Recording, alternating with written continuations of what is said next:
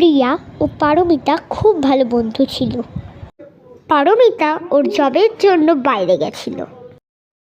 প্রিয়া, আমি এসে গেছি রে, বাইরে থেকে জবটা শেষ হলো।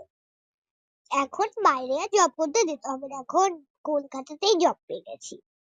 ঠিক আছে, তোর জন্য একটা ছোট্ট উপহার রেখেছি। তোদের বাড়িতে কি সবাই ঘুমিয়ে পড়েছে? কেউ নেই দেখছি। তুই এত দেরি করে এসেছিস, সারা জীবনের মতো সবাই শুয়ে পড়েছে। তুই কি সব যাতা কথা বকছিস? আমি তো কিছুই বুঝতে পারছি না। ছাড় ওই সব, চল ঘরে গিয়ে বসি।